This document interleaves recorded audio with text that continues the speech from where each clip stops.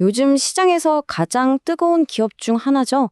오늘은 달바 글로벌의 2025년 실적 보고서를 잠재 투자자의 눈으로 아주 샅샅이 한번 뜯어보겠습니다. 자, 바로 핵심부터 들어가죠. 5,197억 원. 이게 바로 달바글로벌이 2025년 한 해 동안 벌어들인 매출입니다. 이 숫자 하나만 봐도 뭔가 심상치 않은 성장 스토리가 있겠구나 하는 느낌이 오시죠?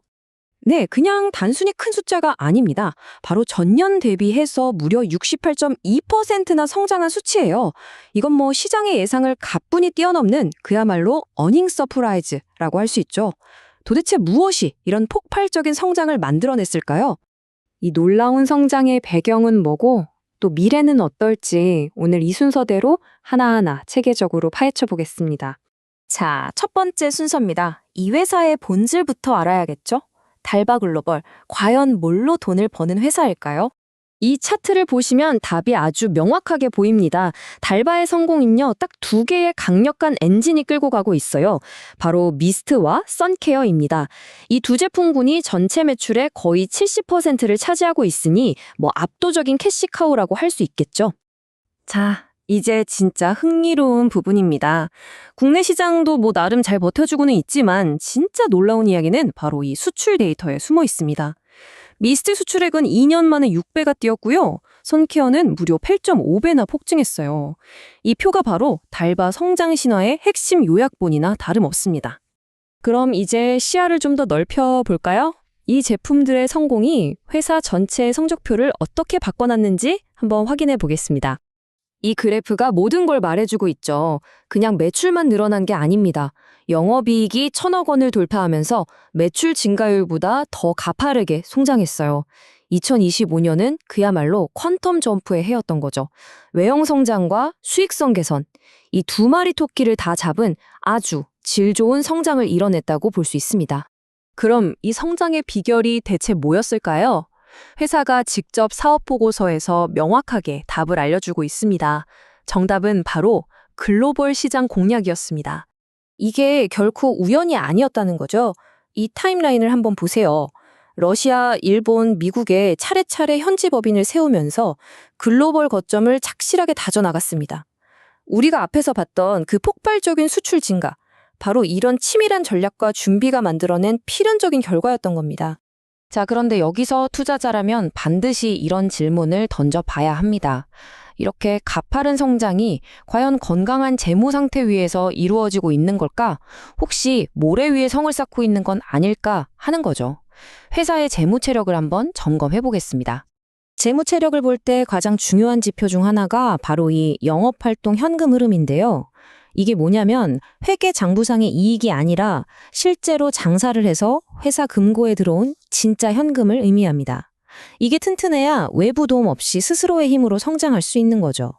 뭐랄까, 우리 몸의 혈액순환 같은 거라고 생각하시면 쉽습니다. 이 표를 한번 보시죠. 정말 인상적입니다.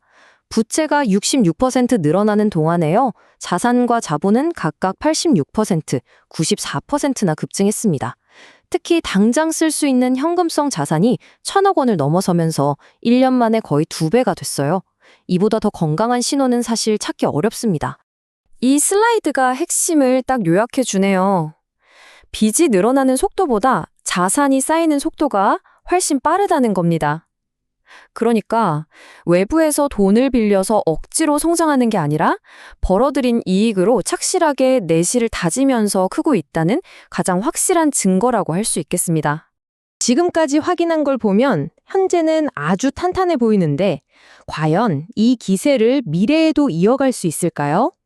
경영진은 어떤 계획을 가지고 있고 또 우리가 주의 깊게 봐야 할 리스크는 무엇인지 한번 살펴보겠습니다. 회사가 제시한 미래 성장 전략은 크게 세 가지입니다. 첫째, 지금의 성공을 이끈 핵심 제품의 경쟁력을 계속해서 유지하고, 둘째, 성공이 확인된 해외 시장을 더 넓게 공략하고, 셋째, 뷰티 디바이스 같은 고마진 신사업으로 새로운 먹거리를 찾겠다는 겁니다.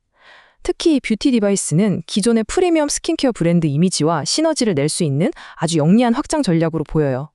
핵심은 지키고 시장은 넓히고 미래는 준비하는 아주 균형 잡힌 경획이라고 할 수 있겠습니다.